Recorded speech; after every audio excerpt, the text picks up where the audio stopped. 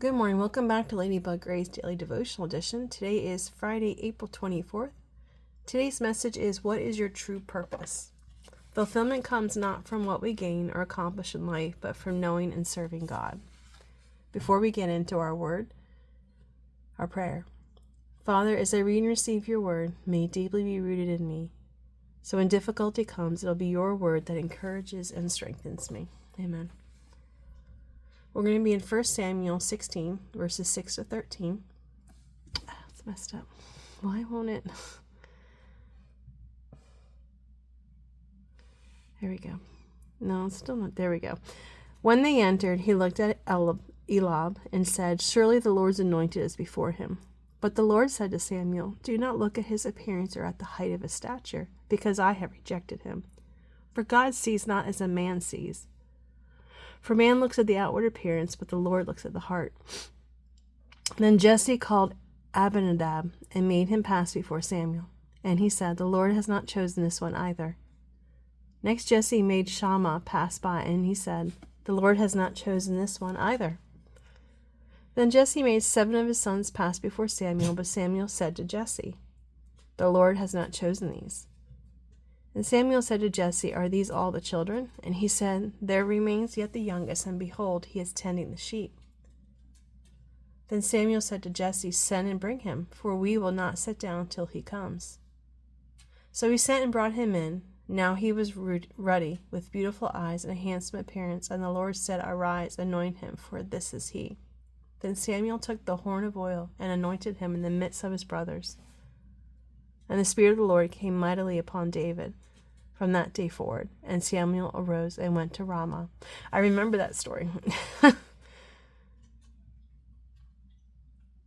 What do you live for each day?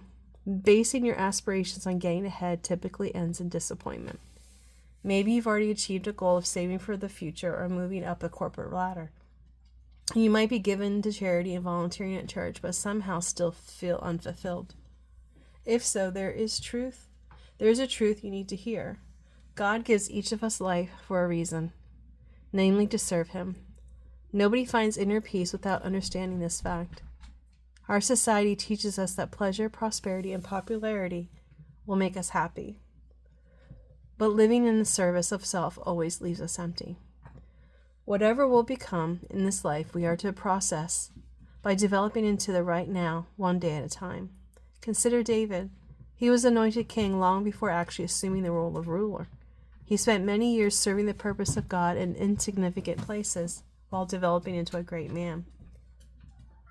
As his history shows, discovering God's purpose for one life is the surest path to success.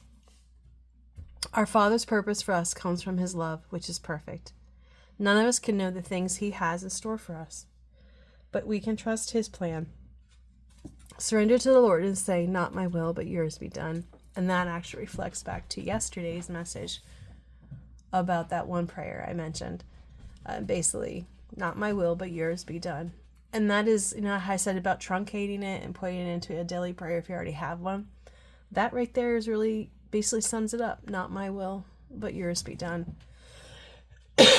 Excuse me. And I really don't have much else to say about this, but I guess I do. In my life, things have really changed in perception of what I felt is getting ahead, and it has really changed. And that was before even I started reading the Word as much as I am now, of purging and getting rid of stuff and not having things and not having all these cars and the clothes and the purses, like the name brand stuff. I'm a thrifter. Most of what I buy is from a thrift store if I can. I look for a while. Like, for example, I wanted linen pants for the summer. I looked for almost 6 months. Couldn't find them at the thrift store for me. Eventually, I bought them at Costco. I'm not saying this is but I'm saying that is who I've become. I've changed.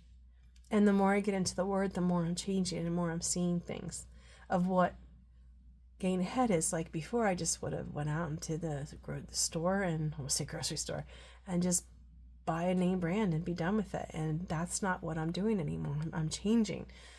I'm more about how can I affect people. Like, for example, I got a gift card from my coworkers, and my immediate thought was afterwards, well, maybe I can give this to somebody that could use it. Someone in the hospital who needs it. They gave me DoorDash food, delivered, and they're not well or they're all alone. And that was my first thought, but how I can give for charity and give it and be able to help somebody. That was my first thought there with that. But anyway, so that is what I hope leaves with you, is what is your perception of getting ahead?